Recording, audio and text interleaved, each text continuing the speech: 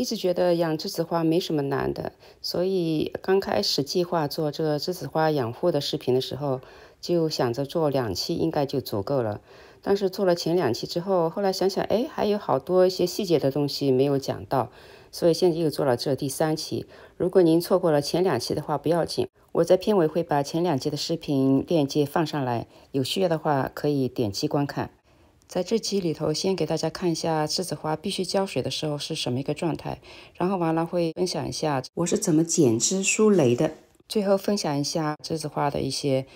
常見的病虫的防治。现在大家屏幕上看到的盆土就是梔子花必須要澆水的時候盆土所呈現的狀態，大家可以看到那個盆土的顏色是灰白色的。如果仔細看的話，會發現盆土的表面有一些鬚根在那兒，這是因為梔子花的根其實是很淺的，所以這個盆土其實雖然是1厘米以下還潮濕的，但是已經是必須要澆水了，否則的話它那個葉子很快的會耷拉下來，那個花苞也會耷拉下來，再不澆水就要落葉落花苞了。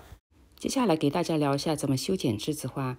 這段視頻是背景是有點鋼琴聲的，希望大家能夠忍受。我覺得還是挺好的，有一點生活氣息，所以就沒有再重錄了。梔子花修剪有2種方式，一種方式是很多人经常採用的，就是在春天的时候，把它这个整個周圍一次性的全部修剪一遍。把它這個植株就是外側的這一個枝條全部給剪掉。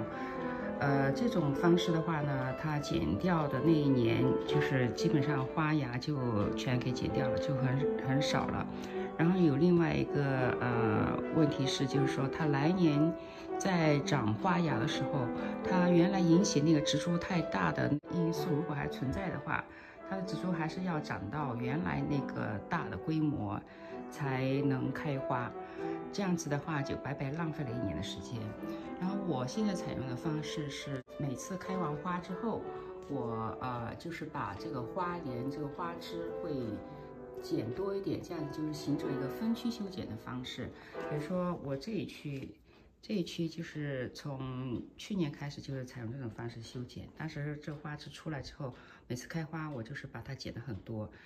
一次一次剪，往裡頭剪，剪到最後就是比較靠裡的那個節點之後，它再從那個節點長出來。我看現在這個效果也還不錯，它長的話就是沒有說長得很高很大那樣子。然後現在就給大家看一下我接下來這個要修剪的這個花是怎麼修剪的。比如說這2朵花，這黃色的就是已經快開敗了嘛。那一般如果修剪的話，你不想就是讓這植株變小，一般修剪的話，那個做法是就是把這個花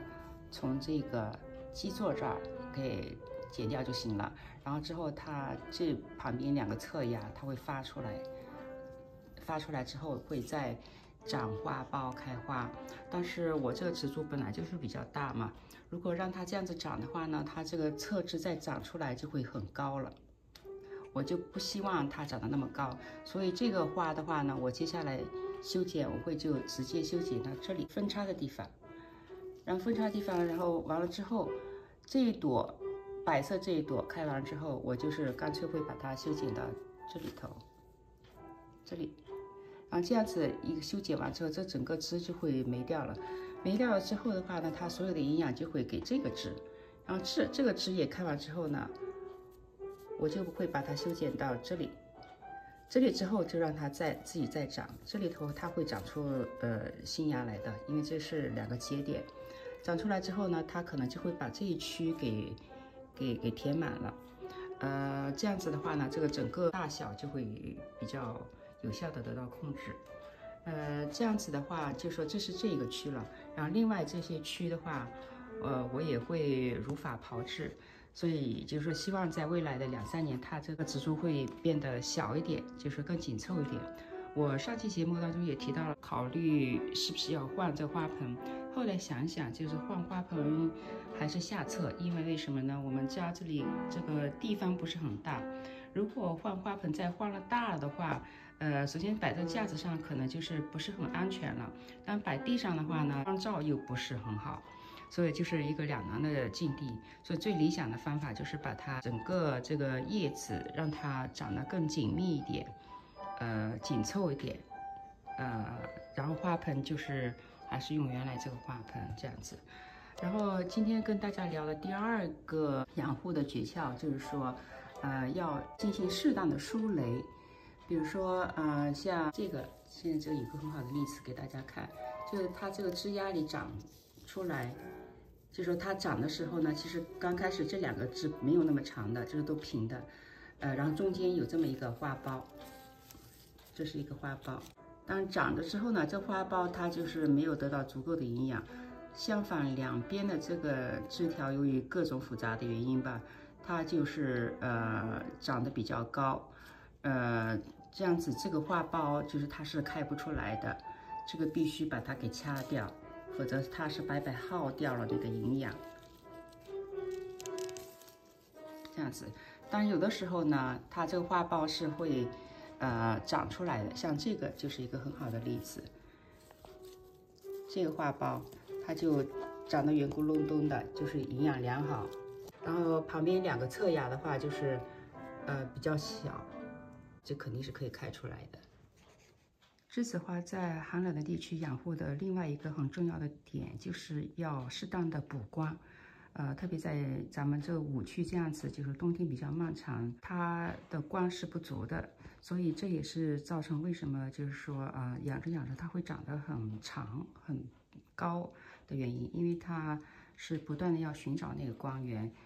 我覺得就是光靠修剪的話呢，這個控制植株的大小是還是有限的，因為你不能跟它的自然習性對抗，對吧？我這裡就裝了一個生長燈，這生長燈其實都挺便宜的。這樣子的話，就是說適當的補些光。接下來聊一下梔子花常見病蟲害的防治。在咱們寒冷地區室內養護，常見的病蟲害有2種，一種是如果澆水不及時的話，土壤太乾燥，它的土裡頭可能會長一種很小的白色的蟲，那種蟲非常小，就有點像米糠一樣子的，但是它會在土上頭爬。前幾年我這棵梔子花有過一次那種蟲害，後來我用那個肥皂水澆了幾次，後來就絕跡了。然後吸取經驗教訓，我後來就是水非常及時，就是看土壤表面一有乾燥的跡象就馬上澆水。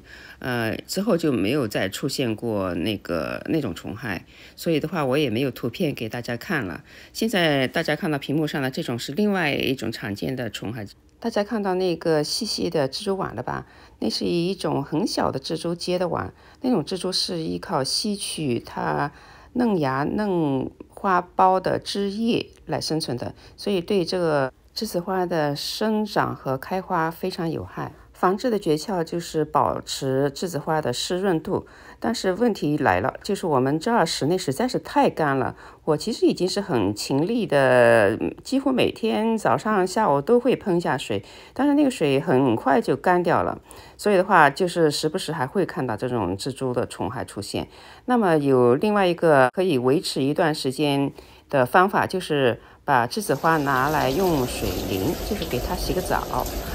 我現在就給大家看一下我是怎麼給它洗澡的。其實這工程還是有點大的。首先要把這梔子花搬到那個浴室裡頭來，然後完了就一定要調好水溫，千萬不要把那個太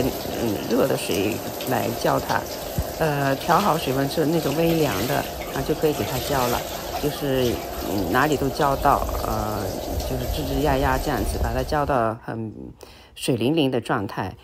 然後再接着就要確保那個花苞的根部不積水，否則它花苞的根部積水的話，就是很快就會落苞了。另外大家看到我是把梔子花整個放在浴缸裡頭，然後給它澆的。這是因為我另外一隻手要拿着手機錄視頻。如果大家不需要錄視頻的話，就其實可以一隻手扶着這個盆，讓它就是傾斜一點，這樣子澆，這樣子水的話就不會全落到那個花盆裡頭了。因為這個用的水量還是有點大的，落到花盆裡頭的話，可能是會漫出來的，那樣子就會弄得很 messy 了。